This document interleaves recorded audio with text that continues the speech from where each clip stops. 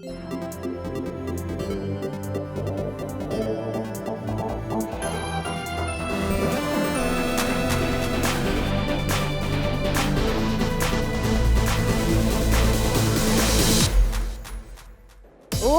good, everybody? Welcome to another episode of the What's Good Games podcast, live from E3 2018 in the Facebook Gaming Live studio.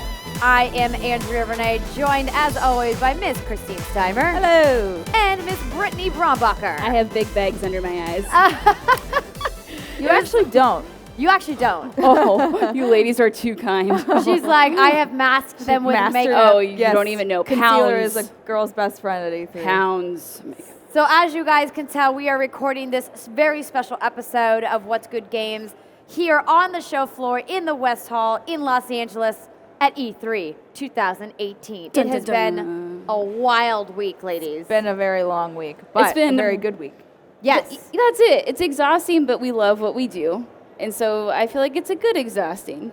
Yes, Right? indeed. Yeah. I did love your text this morning, though, when you were like, can someone bring some help for me to carry my bags under my eyes? Oh, I woke up, my eyes were half the size that they normally were this morning. I'm like, this is not good. So I brought those little, like, what are they? The like little, the hydrogel gel like, patches? that you Oh, recommended to me, and it has saved my life every day Those this collagen week. patches? Collagen patches, that's what they are, Oh, yeah. they're the best. I brought a big jar of them this time. I went to my favorite Korean skincare place in the mall by Kinda Funny, and I was like, what's the biggest vat of these things that you have? She showed me this one that has 100 different eye patches in it, and I was like, yeah. This is what I need. Oh, man. Definitely been saving it. Oh, yeah, absolutely. So you guys know this is your source for nerdy video game news, commentary, analysis, and funny stuff.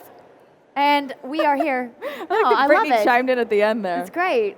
Thanks. We saw a bunch of games here at E3, and it kicked off really early for me at EA Play. I hope that you guys checked it out. That, of course, is available on the EA's YouTube page if you guys missed the live We're broadcast. not just going to skirt right over that. You kicked ass, Aw, baby thank girl. you. Hosting that press conference. You were so natural. You made it look so easy. Just congratulations. Well, you know, we did no rehearsals. I just showed up that morning and Just rolled did it out of live. bed. This wasn't How a you work in look. progress. It probably at all, I'm you just know. kidding. I know you are. There were so many rehearsals, you guys. But it was so fun. It was so fun getting to meet all of those developers and talk to them on a much closer basis. And it really gave me such an appreciation for all of the press conferences that we see at E3 every year and just how much work goes into making those shows happen. And having so many developers come up to me after I sent out that tweet about managing expectations and if the reveals, even if it wasn't what you wanted, to just remember that real people made these things, games. made these trailers, made these gameplay demos, put together all of this awesome artwork, and to get all of those developers in one spot, putting on shows, like it's a lot. And it was really cool. It was really cool to be part of that, and I'm so grateful that EA asked me to be involved. So. Bring her back. Bring her back. Listen, I can't start thinking about E3 2019. No. Let's E3 pretend 2018 is not even done yet. We're still going. We have all of these extended hours. So this was the first year that the ESA decided to do industry hours and gamer hours. So they started selling the gamer passes last year. We talked about on the show when we were recording about the difference in having them. And they changed some security protocols this year.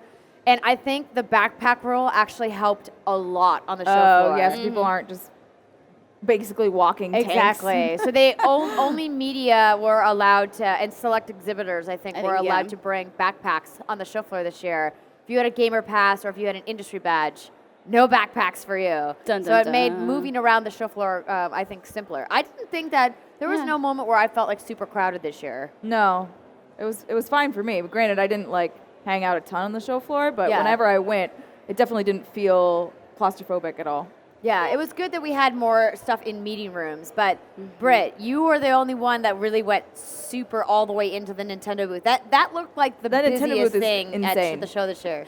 Yeah, the hallways, I didn't get shoulder checks, and again, I think it's because of the backpack. You know, people aren't swinging around, but there were some very like claustrophobic moments. But if you're just like a ninja and you zip around and you like, then you can like easily get where you need to go.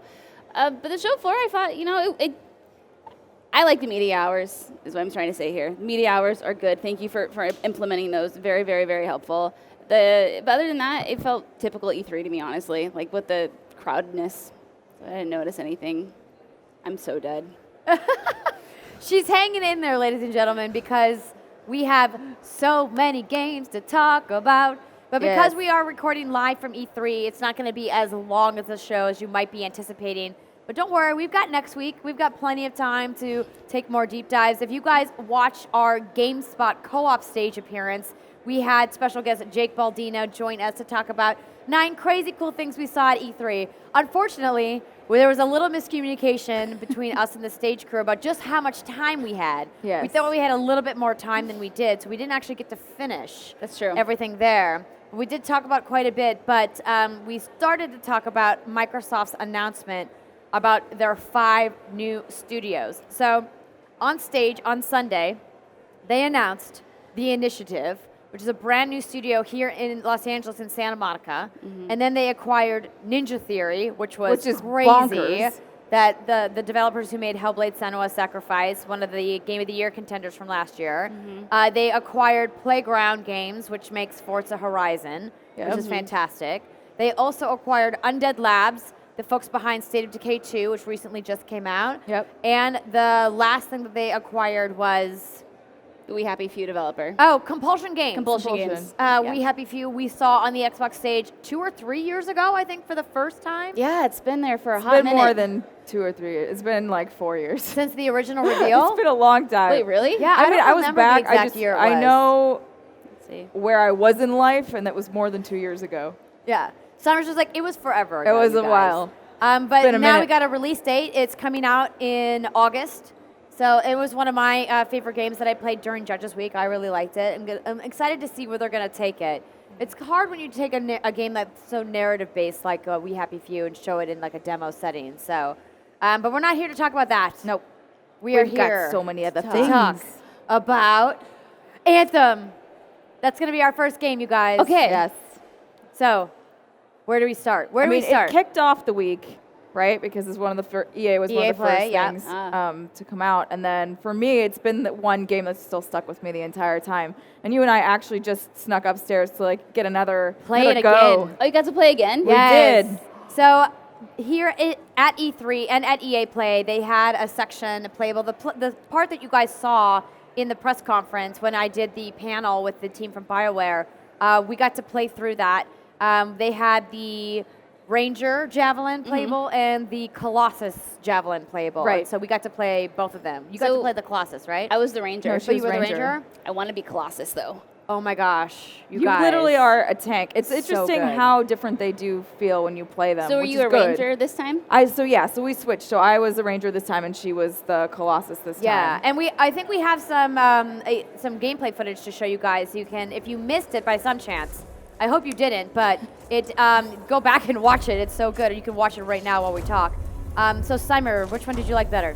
I'm more of like a zippy. I like mobility, so the Ranger was much more my speed. However, it's not to say that the Colossus wasn't fun, because it is kind of cool to be just a giant Put up your tank shield that and you can detonate mines. Yeah, like things don't really hurt you that much. You can just kind of go in there with a really powerful weapon. That's very fun. But at the same time, I really like mobility. I like zipping around. So for me, the Ranger was a little more my speed. But I have a feeling when they finally allow us to play Interceptor or Storm, those two may be the ones that I go back and forth on the most, because they just seem the most. I like very stylized gameplay. You like I like capes. flash. I like a little pomp and circumstance with my games. And No, just those be two- honest. You want the cape. You just want the it's cape. I want the about cape, the but I'm cape. saying Interceptor also, I think, has an interesting visual design with it. Yeah. It's not as cool as the cape, but it's still cool, and I think I'm interested to see what that becomes, because the Interceptor is the one they just haven't talked about really at all. So it has piqued my curiosity. Well, it's very possible that they're still working on it and tweaking it, and maybe Oh, they're going to absolutely. change some things. And so. plus, they've got a little bit of time, so there's some more events coming down the pike that they can reveal more about the Storm and more about Interceptor Ed. Yeah, absolutely. Britt, what did you think of your time playing the game? I had such a good time. So whenever Steimer and I get to demo something together, it's always a good time. We always have a good time. We always make people smile and laugh, and that's what we live for. But I was really I wasn't sure how I would like the Ranger because I'm more of like a tank Colossus, and I'm not really good at like the zippy fast characters because my accuracy is shit. And so it's real bad. So I'm like, I like the tank because they're big and they're bulky, they move slower, and I can actually like line up my shots. But I really like the Ranger, and the controls were great. It felt very solid. And I appreciate how you feel the weight of your javelin. You know, not in a bad way, but you feel like you are in this actual suit, and you feel weighty and strong. Oh, girl, wait till you play Colossus. You feel the weight. I feel it.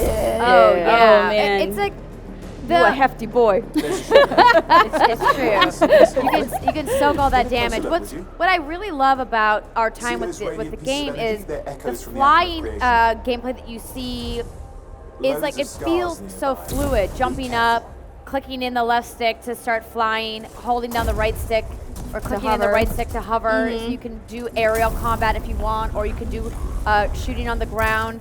It was like the flight felt so good. I love the fly, and it was a weird, like, visceral experience because, you know, the developer was like, okay, you're gonna jump, you're gonna click the stick, and then you're gonna start moving. And I was like, oh my, I was legit nervous for it and I'm like, why am I'm just gonna spawn if I die. It's no big deal. But you know, you had to fly out, touch the waterfall, and come back. And I did not expect to feel so, like, intimidated by it.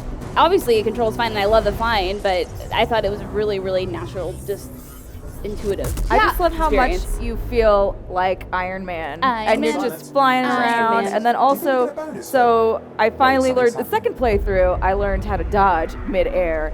Ooh. And you really are Iron Man with that. You're just like, woo! Like, you just zip around. It's so much fun. I'm like, I'm just going to sit here and dodge through the world. Like, it's cool. And then another thing that I've noticed is that so your jets have an overheat mechanic, and so you can't just fly forever.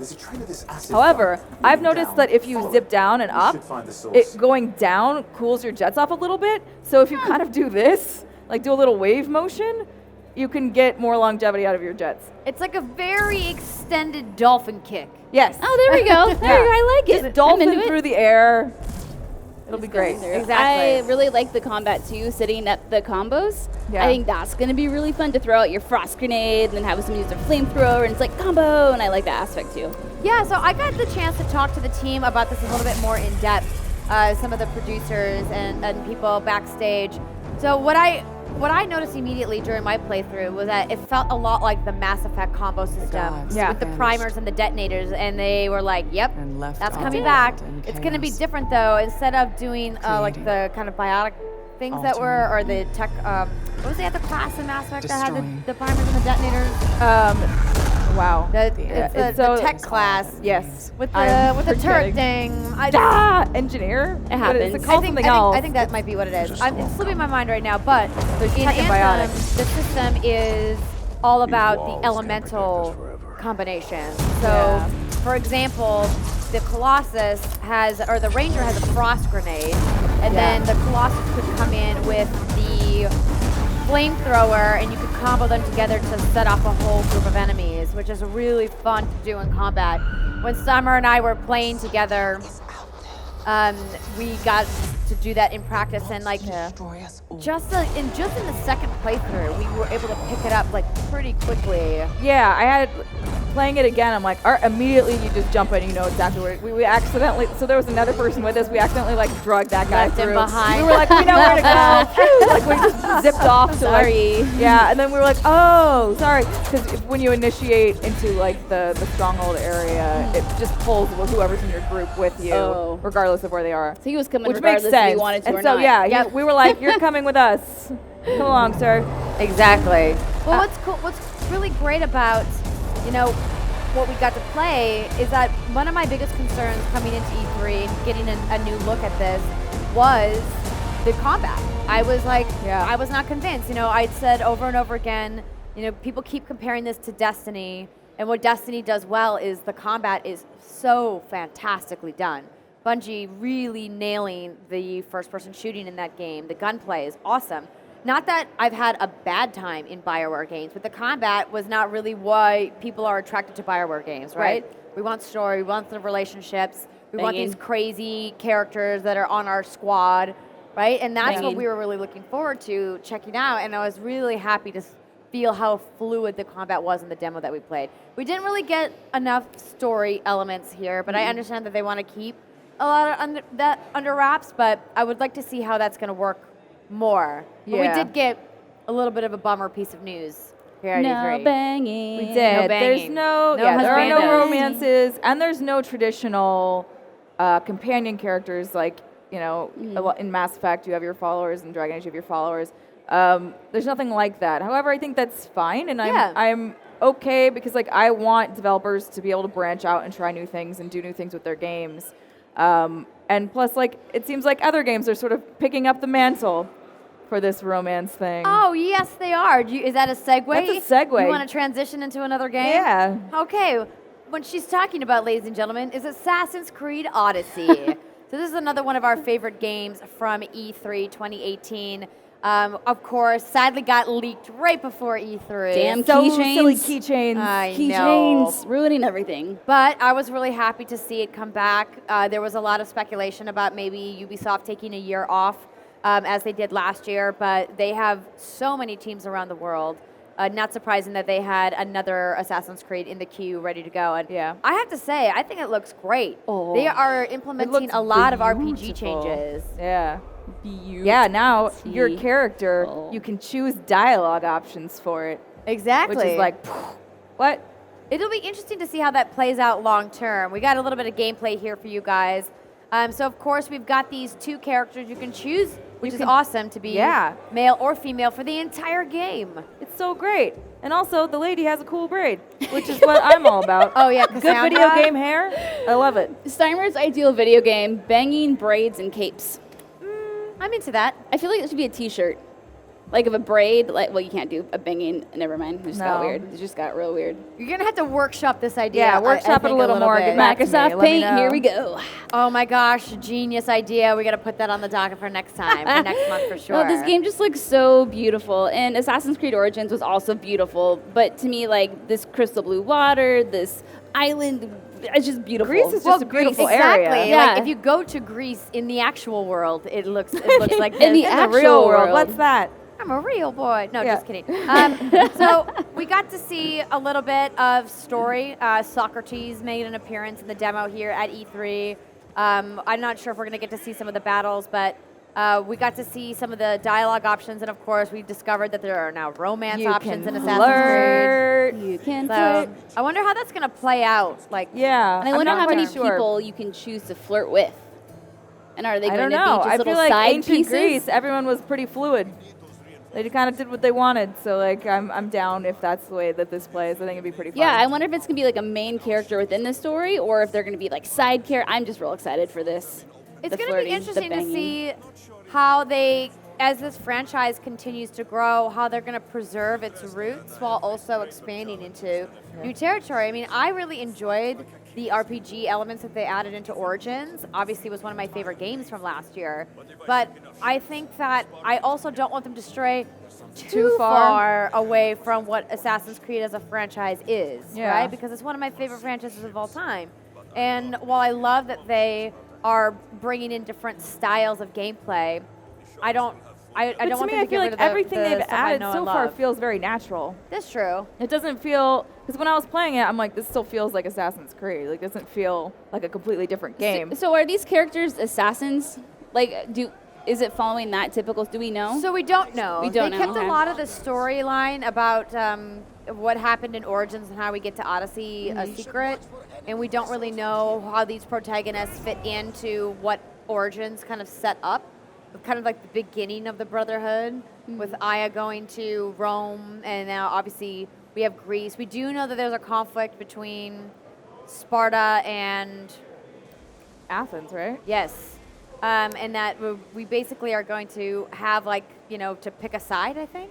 Dun. So- Dun, dun, dun. And interesting, yeah, so you play as Leonidas's, like, grandson or granddaughter, I assume. Is it grand, or is it the direct descendant? I can't remember. I don't remember either.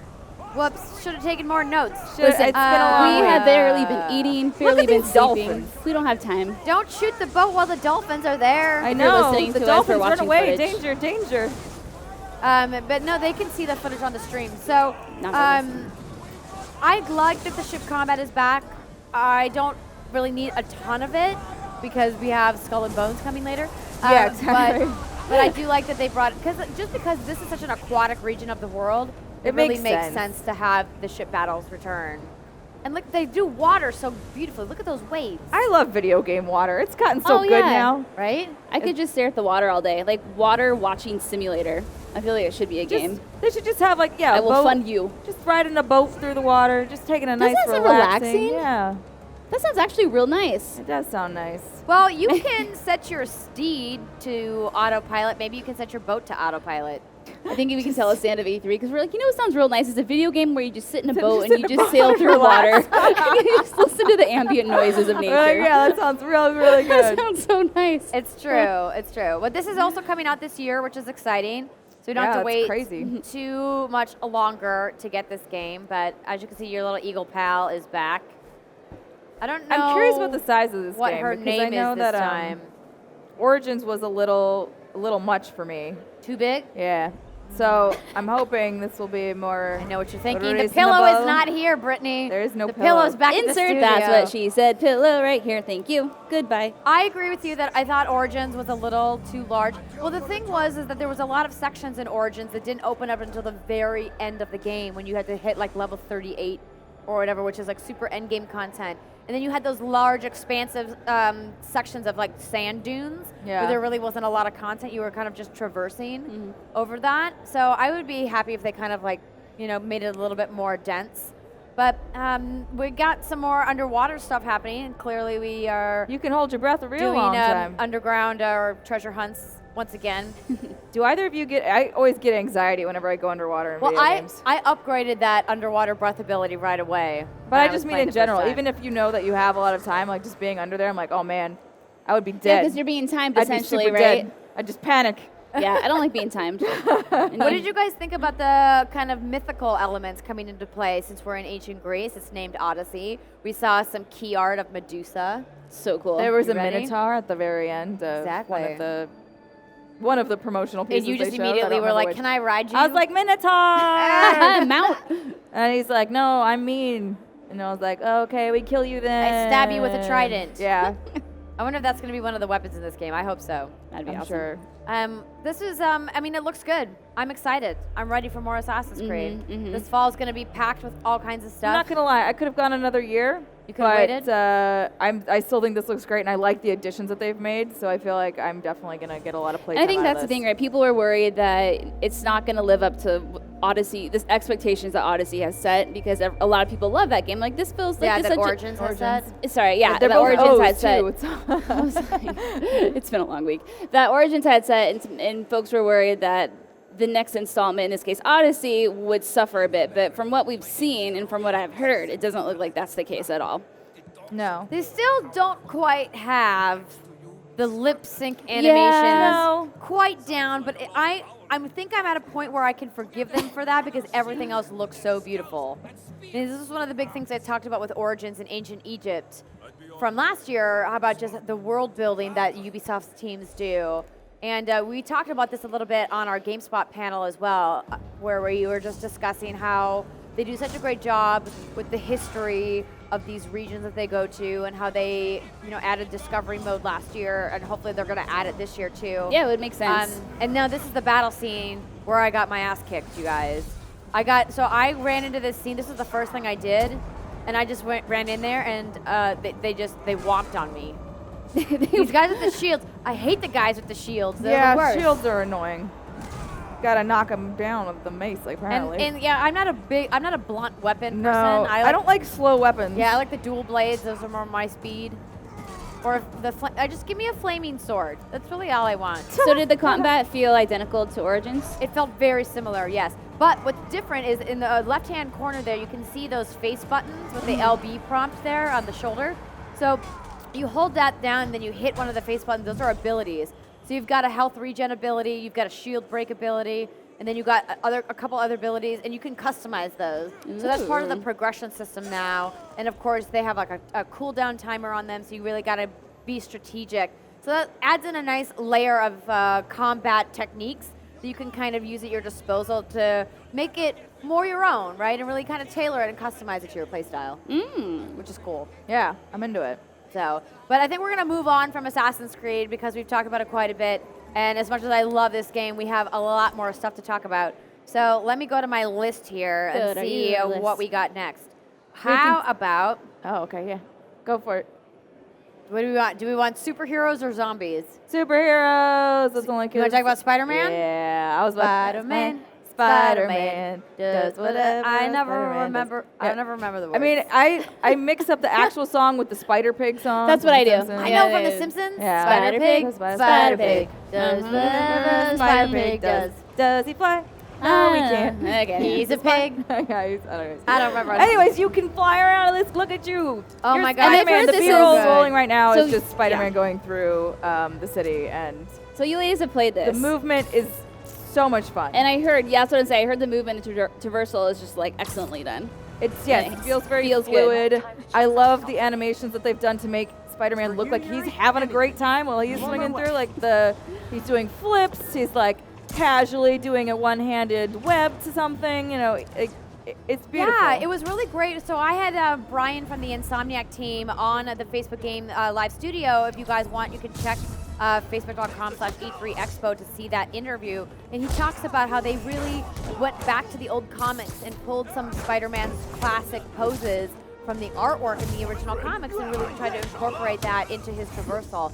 He also spoke about how that team really took a lot of the learnings that they had from Sunset Overdrive and brought that into this game as well. Of course, you know, that was an Xbox exclusive game that we talked about too when we were like hoping that they were going to be incorporating some of that learning, because the traversal in that game was so fun. And this is everything you guys are looking for in web slinging. Like, so when we played in the demo, we were just holding down R2 on the DualShock. Yep. And he just goes. And it felt so fluid, up, down, sideways, wall running. Like, it was just, you guys, I can't wait for you to get your hands on this game in September. This is the Spider-Man game that you've been waiting for. Yes, and the combat feels really good too. And I think you'd mentioned this, Andrea. It does have like a bit of a Batman-y feel to it, in terms of like how you're comboing, the moves you're laying down. I also think it's interesting that they've given Spider-Man some tech.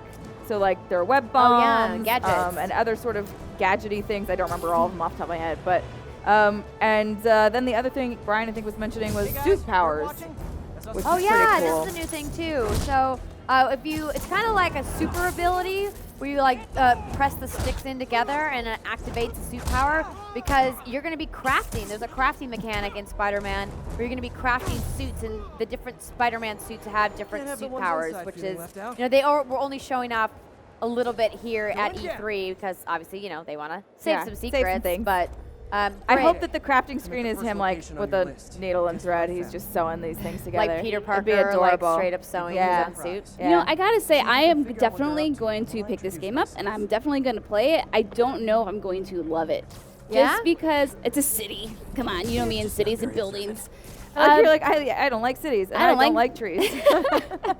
It's and superhero stuff has just never really been my cup of tea.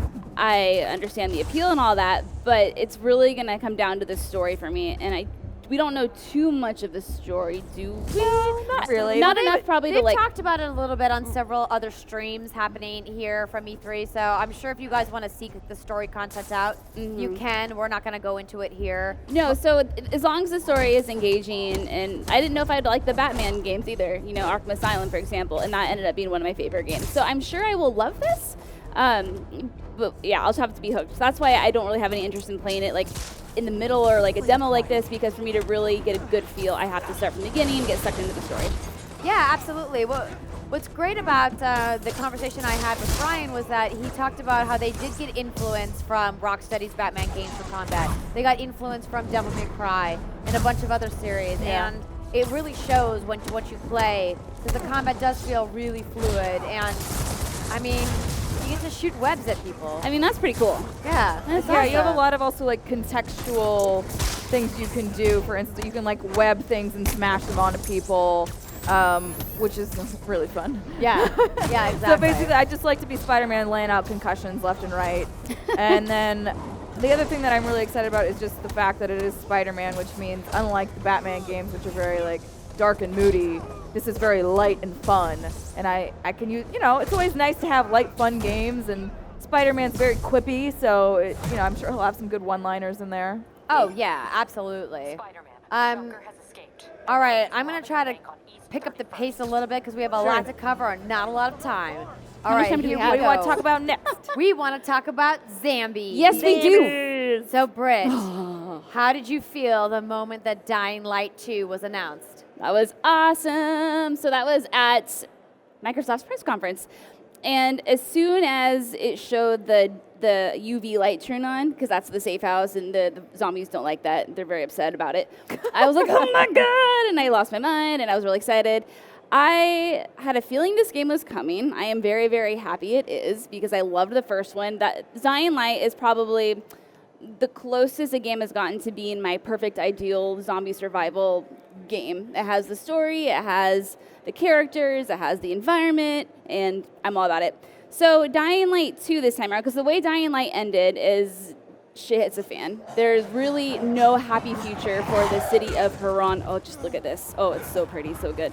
And so this game is going to take place in a fictional European metropolis 15 years after the events of Dying Light. They are calling it the modern Dark Ages. So people asked in our press interview, are there going to be guns? And guns are one of those really super duper rare things in Dying Light that you're not going to really see a lot of guns. So, which leads me to believe you're going to rely on the crafting, which is so well done in Dying Light, the first one, and you can create some really trippy weapons. So, for example, at one point in Dying Light, I had a sword that was electrified and also had a flamethrower on it. Whoa. And so, I would swipe my sword, chop off the head of a zombie. It would be convulsing because it was electrocuted, but it would also be on fire. And that's amazing. So this is something that we saw from their early Dead Island days, right? So Techland created the original Dead Island game, and we didn't really get these wacky weapons as much as you mentioned in the original Dying Light. So I'm really happy to see that they are incorporating that more into Dying Light 2, because I actually really liked that part of Dead Island. Very cool. And so the main thing coming to this is you have Chris Avellone, who's known for working on very story-driven RPGs. You have ex-Witcher 3 devs that actually were in charge of the Bloody Baron quest. Oh, cool. They are working on the story for this too, so they're really going all in with the story. And you can make choices this time around and that dramatically affect. So when we were watching the demo, you can side with the bandit because there's a water tower. And it's like, what do we do with this water? We kind of need it to survive. And you can either assist the bandits right here. And if you assist them and join their team, what'll end up happening is people will start charging for water. The area around it will look dirty and not as kept up, but you get to go there and get a part of your profits from the business they're running selling the water. If you don't side with the bandits and you kill them, obviously, it's more clean, you have a lot more security, people are happy, but there's always consequences to that. There's no, Paragon Renegade choice here. It's not cut and dry. So I'm really excited to see how that plays out because I think it's going to add so much replayability to this game. I'm interested in that aspect of it. I'm just such a scaredy cat that Same. I'm really, I don't know. So here's the thing: so this takes place 15 years after the first Dying Light, and the zombies do come back. The infected come back, but they're much more scarce this time around. Okay. And so in the beginning, because they don't like the sunlight. Sunlight's real bad for the zombies. So during the day, you're going to see a few here or there, but they're going to be kind of slow and shambly. They're not going to be chasing you. Okay. But if you were to go into a dark building, let's say in the evening or during the day, you're going to have so on the show floor, there's those volatiles down there, and those are there's hundreds of them inside the building. It's kind of like I Am Legend in that sense, if you've seen that, where all the zombies congregate in the dark places. It sounds horrible. And then at night, they all come out and get you. I don't want in my life at all. I am so excited. I still have nightmares about that movie. And I haven't seen it in years. It's so good. I am just thrilled for this game. I'm happy the zombies are coming back. And one of my concerns was that they were going to rely too much on people are douchebags and the conflict was going to stem from that, but it sounds like it's going to be a nice mixture. I'm very excited. Oh, and co-op is coming back, by the way. Yeah, they did confirm. They weren't really talking about multiplayer No. here at E3 this year, but they did confirm that multiplayer is coming back. So maybe they'll have more to announce soon. Yeah. All right, Cymer. Yeah. You got to play The Division 2. I did. Oh, I played that too. I did. Oh, you did? I did. I didn't get a chance to play it. I spent my time playing Assassin's Creed. Okay, I ladies. loved it. Did you So also? let's talk about it. Yeah. I mean, playing the Division 2, I only had time for a quick 15-minute match is what it took Oh, us. okay. A match? It was like, Or yeah. did you? We did like we went as a team went to like secure a control point. Sorry, somewhere. that's what I meant by a Okay. match. Like it was a firefight. A mission. Mission. Yeah. Words are hard, friends. It felt very much just like The Division. I mean, obviously you have the new special abilities and whatnot, and I didn't get to tinker with them too much. So you might, since it's fresher in your brain, you might have more to speak on it. But it felt just like The Division, and that's not a bad thing. It felt really good. It felt like The Division. I thought it felt maybe a little better, like a little sharper. And then also, for me, visually, this game is stunning and so much more interesting to look at. Like, I love New York City.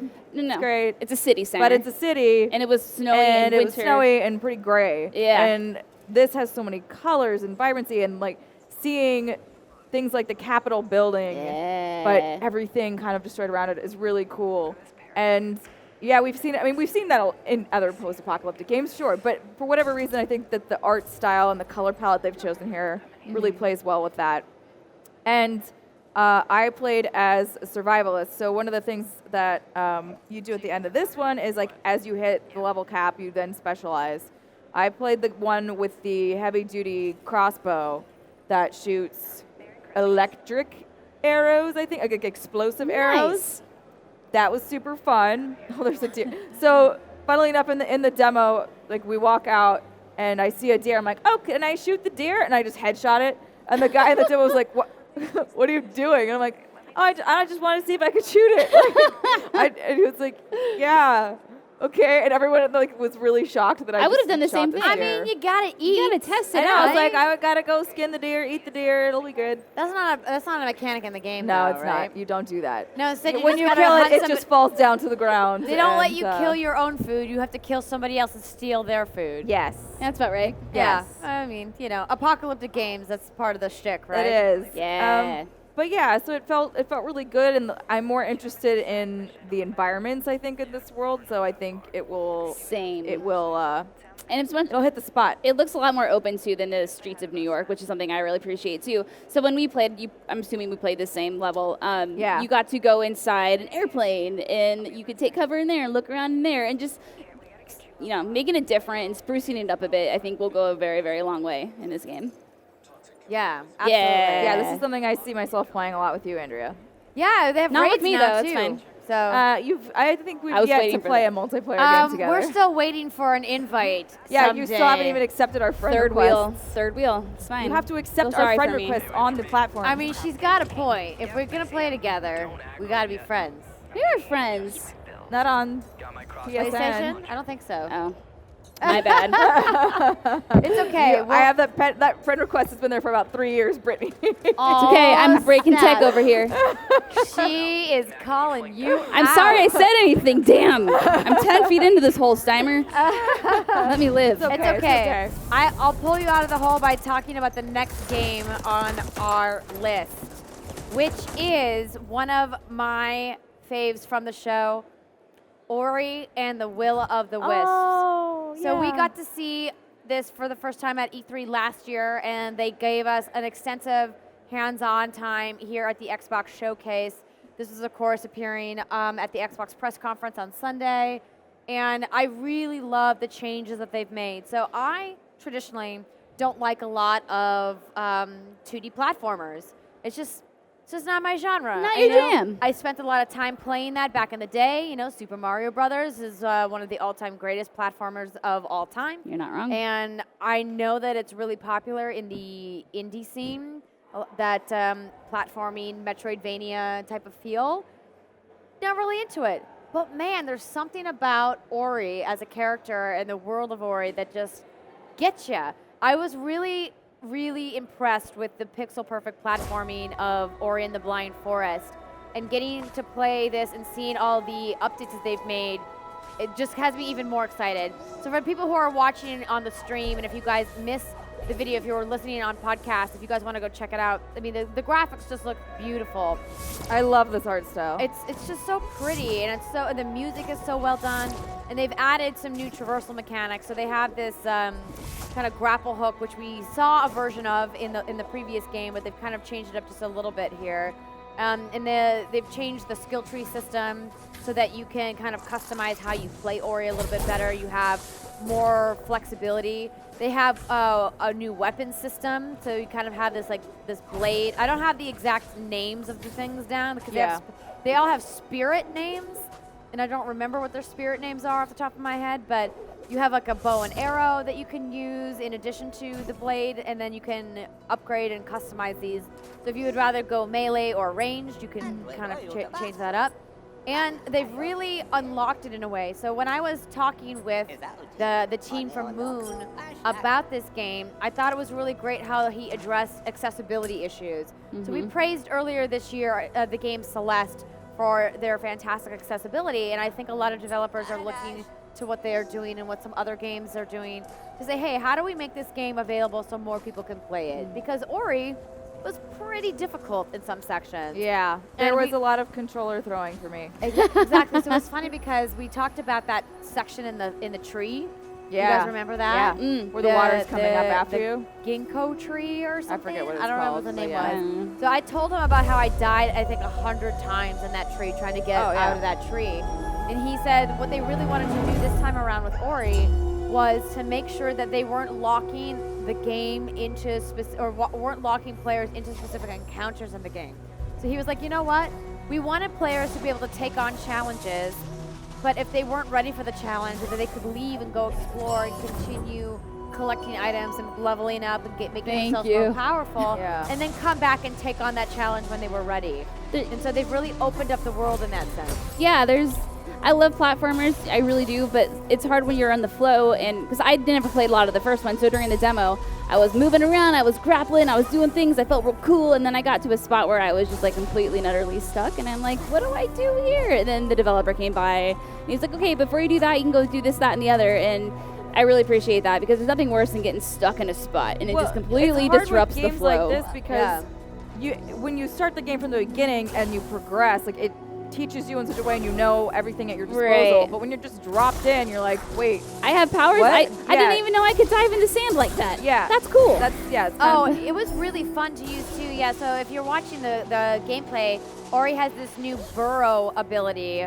that allows him to dive into the sand like water. You kind of like spin around in it, and then you can kind of to like fire out, out of the sand. Cannon out of the sand. And it's cool because you can also use it to get underneath enemies in certain sections so that you can attack them from underneath instead of going at them head on. It really just kind of changes up the combat in a way that feels really good. And of course, like the controls feel like nice and tight and crisp. And I can't wait for this game. It's coming out in 2019 though, yeah, right? they don't have a specific date yet. And I'm like, but it feels so good now. Right? They did a really nice job with the demo here at E3 this year, and I'm just so excited to see where they go with the story. I mean, I talked to him. He said that there's probably going to be another tearful moment in this game. Of course. And I was like, why? Why you got to make me cry in a video game? But I'm really excited about Ori and the Will of the Wisps. So I'm going to continue probably messing up the name and calling it Ori and the Blind Forest.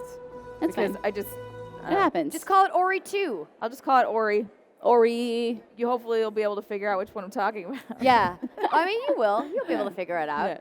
Yeah. We have a ton more games we want to talk about, but another thing we wanted to touch on before we wrap, because I know we're kind of getting short on time, is Destiny 2's Gambit mode. Oh, yes. So I know that you guys are probably thinking, why are you talking about Destiny 2? There's so much new cool stuff. Like Resident Evil 2, but that's fine. We're gonna get there, girl. Don't worry. We still got it. Is it Champin, not the bit? Is that Champin. It's Champin. It's actually called Champin. Well, technically, in our discovery, we found out that you can use both, Champin or Champion. Okay. But if you want to go, the more Champion, you know. You say Champion. Champin. All right. But we're just gonna say this real brief. It's really fun, you guys. It is very fun, and we dominated, and that also made it more fun. Yes. Yeah. I'm hoping that people who've stayed away from Destiny or don't do Destiny PvP will jump back in and give it a try, because I had a ton of fun with the Gambit mode. So one person from the opposing team can go into the other team, right? And wreak havoc? A portal opens occasionally, and you can go through, and then you'll be on the other side, but you'll be sort of buffed. And honestly, like, anytime anybody was invading, I didn't realize it because I was so busy with all of the PvE elements. But so, like, you'd be like, oh, I'm a almost lot of dead. ads. There's Yeah. just a lot happening. So, like, you can get in quite a bit of kills if you're invading the other side. Yeah, and it's so rewarding and satisfying to pick up the motes. So as you kill these enemies off, you pick up these light motes, and then you have to go and drop them off. But it's this risk-reward system where the more motes that you're carrying, the bigger blocker or the bigger enemy that you can send into the opponent's side to kind of heckle them and harass them. And so, like, you want to maybe go drop off when you have 2 or 3, but you really want to hang out for like 7 or 8. Let's see. Maybe 10, 12, 15, you know, but then the more you But then carry, if you die, you lose all of your motes. Ooh, it's a gamble. It is a Exactly. It's gamble. a gamble. No, it sounds fun, and I don't really enjoy PvP, but this looks like a very accessible mode for someone who doesn't really want to play with a lot of real people. I mean, you do, but you don't have to actually go against them. Yeah. You do, but you don't. I think Yeah. that's the appeal of I it. actually didn't invade the other side. I did. I took the opportunity to invade. It's fun to go over there because you have a really big shield, and so you can soak a lot more damage than you normally can as a guardian. Because it's 4v1. Exactly, and because there's so many ads, and I think like once the mode is out for a while, people will get better at managing when the invaders come in. Oh, absolutely. But like once you invade, you can really just go in and just like boom, boom, boom, take out the other guardians. Particularly for people who play a lot of PvP, I imagine that clans are going to have like designated invaders on their teams and on their squads, right? You're going in 4v4, we're going to have like the one person whose job it is to like always invade. Really like who's got the strongest KD ratios in Crucible. Is Not probably me. who it's going to be, right? So it's really fun. You guys can see a little bit of the gameplay here on the video, but we're not going to spend too much time talking about this because you guys know that we love Destiny. And Britt, I can tell, is champing so hard. champing at the bit to talk about Resident Evil 2. happened? So you did a little bit of streaming in the Capcom booth. I How was did. that? That was very surreal for me. So Resident Evil 2 was my very first Resident Evil game. Played it when I was 9 years old. Don't ever, ever, ever do that. It scarred me for so many years. Then I eventually hopped back in with the help of a Game Shark and Action Replay when I was 13. Infinite Health, RPG, I was good to go. Nothing could stop me. And so obviously you were recording me during the reveal trailer. Yes, I was not even watching the trailer because I knew that I had to have my camera trained on Britt. And man, the best GIF of all time. I don't think I've ever been so happy during a press conference ever. I was wearing my Leon Claire tank top. It just was perfect. You were ready. I was. yeah. I was beyond ready. And the way that you and Jake geeked out when we were on the co-op stage, and that if you guys haven't seen that video, again, head on over to GameSpot.com, or you can go to their YouTube page or their Twitch channel. Like, I love that you two were like getting like really nitty-gritty into the You're details. like, oh, did you notice this thing?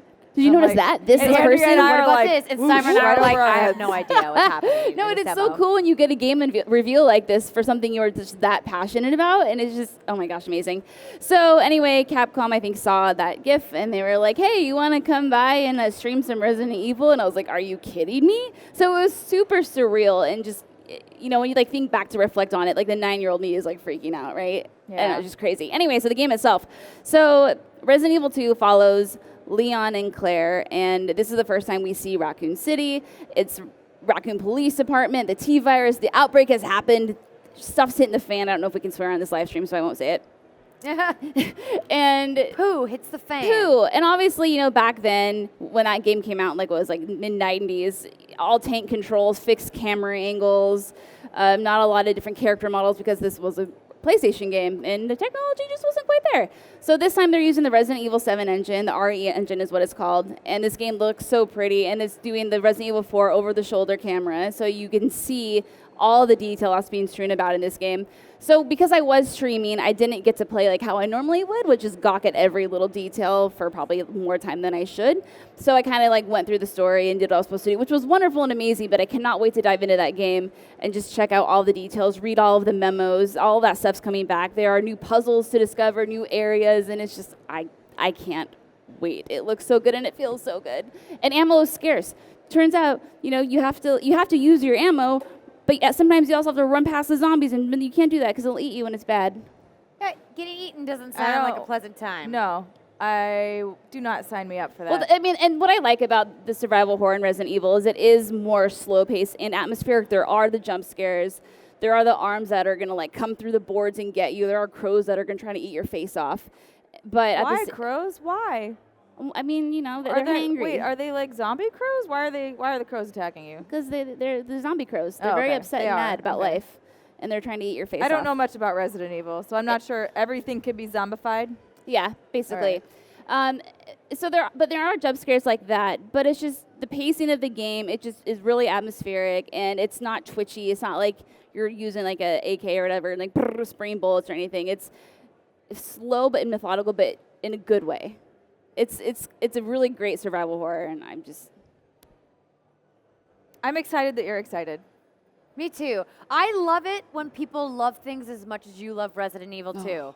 I'm so excited. And also, one last thing I'll say, and then we can move on, is we are going to see more about specific characters. So there's Chief Brian Irons. If you're a Resident Evil fan, you know he plays a very, very important role in covering up what the Umbrella Corporation's doing. We're going to see more on Sherry and the Birkin family and the G-Virus, and it's going to be fantastic. Oh, girl. Ink ribbons are coming back. It's going to be great. These looks right now I are will like, watch what's you happening? play. I'm not going to play. I'm just saying it right now. I will just take your word for it. You can play as tofu. What? Don't worry about it. Like the soybean curd? Yeah, absolutely. Now that's a person, right? Tofu's a person. But it's literally tofu. What? Wait, what? I'll tell you when you're older. Okay. We can move on. Okay. I'm lost. She'll explain it to us later. I will. Everybody. I wanted to talk a little bit about The Last of Us Part 2. Oh, yes. So we didn't actually get to play this game. No. But we saw a really fancy gameplay demo at the PlayStation Media Showcase. And we were standing in a church with like 1,000 people. It was crazy. Very sweaty. Not ideal. I would prefer to sit in a theater again. With more AC. Yes, with more air conditioning, indeed. But wow, what an impactful trailer / demo. Like, yeah. Naughty Dog really just showcasing that they are best in class in facial animation. That kiss? Oh my God. It's an actual like kiss, like they're like touching. No, I mean, I feel like video game kisses are always really awkward. they're always so awkward. And yeah, this one was not. Yeah, exactly. It's like sort of it's gnawing like at, two like, boxes trying to like kind of it's just not good. And sometimes they don't even quite touch, and it's. And then there's really, the weird slurping sounds, and it's just all sorts of awkward. This nailed was it. Really good. Oh, sorry. I like how they kind of they started the trailer with this setup and this exposition and story, which The Last of Us does so well, and then they went into this combat encounter. Section. Yeah. And like the sneaking, I kind of was a little disappointed that they went for a human encounter instead of the clickers. I was kind of hoping to see if they were going to do something different with the infected this time around. Because we don't know, right? Because it's been obviously X amount of years. Had they died off? Yeah, had they we don't know what's mutated going more? on, yeah. Are they going to be? I'm Are sure. they going to look different? I'm sure that side of the story, which is probably why we didn't see anything just yet. But oh my God. So wait, you'll play The Last of Us, but you won't play It's Naughty Dog. Come on. I know, but I'm just saying that game is also very, very scary. So here's the thing. More suspenseful. We don't have to go down this exactly. road, but okay, that's fine. No. This is fair. It's a fair question, Britt. The reason why I'm gonna play The Last of Us is because first off I played the first one and I really enjoyed it. Now you're invested, yeah. Yeah. I could also play that on easy and I could take my time and it wasn't like scares all the time. There was a lot of human encounters in that game. It wasn't just like monsters all the time. And whereas in Resident Evil, it's like, Oh yeah, Right? zombies for days. so it's like there's a lot of like Lickers. creepy stuff happening. Yeah. And so I just also like am invested in Ellie's story now, and I want to see like where it's gonna go and where she's at. We've seen so much from them already. I say so much; it really isn't that much. No, right? they've not shown that much. But actually, it feels like they've given us. They've given enough. us an interesting taste of the different characters and like aspects of what's going on in the world. Yeah. How society has rebuilt itself in a sense, or their Not in little a great way. community. Yeah. Yeah. Because the weird cultist things that apparently really like disemboweling people, not into that. That's pretty gross. No, I'm good. I'm good to pass on that. Yeah. Not even- But I know we're not going to talk about it too much since we didn't get hands-on with it. And I do want to hear from you ladies about Cyberpunk 2077. Yes. So this was a game that was one of the most difficult games to get into here at E3 because they were doing a demo that was almost an hour long, which is traditional for CD Projekt Red. We were talking about how we saw The Witcher 3 here at E3 several years in a row, and they had these long demos because they just had so much to show because CD Projekt Red packs so much into their game world. So first impressions, Britt? Well, first of all, it was 9 in the morning when we had this appointment. Yes. I was still a little half after asleep. a long night. After a very long, glorious evening. I guess what I was really blown away by, not blown away by, but what I was surprised by is how RPG-y they're getting in the sense that, you choose your male character, female character, you can customize them, but there's no class, right? I think it's like 6 different... You have different attributes and you're it's assigning fluid. points to them. Yeah. So, yeah, there's like constitution, tech, strength, and so it's a fluid It's sort of system like very traditional pen and paper RPG in that sense. Like when we built out those D&D characters, the sheet, like as you pull up, it kind of looks like that. And so you can be like, all right, is my character somebody who's going to be more charismatic, or are they going to be more like brute force type thing? And there are upgrades that you can use. So in the demo that we saw, she upgraded her eyeballs. She got so she can, the whole world of Cyberpunk, people have a lot of modifications. Like people are modifying their bodies to become more machine-like, and one of the things, well, not one of many things you can do. One of the things is a scanner, so that she got an eyeball scanner, and then she got something on her hand implant that makes shooting easier and does something else. I can't remember. So you can upgrade your character. You can upgrade your body to make gameplay change depending on how you want to play, which is pretty cool. So the RPG mechanics in that game look awesome. You know me in cities, so I was a little nervous, but I always told myself, if there's a developer out there who can do it, CD Projekt Red can get me into a freaking city, and I will love it. And I am very excited for this game. I can't wait to explore. It's hard because when you watch a demo like this, you walk out and I want to explore my apartment. I want to read the emails that we were prompted to read, but of course, for the sake of saving time, they didn't. And I want to, get to know. For the sake of time, it was still an hour demo, but yeah, there's so much. Yeah, and then you walk out and there's through. this huge city. So the city is called Night City, and there are 6 different districts within this city.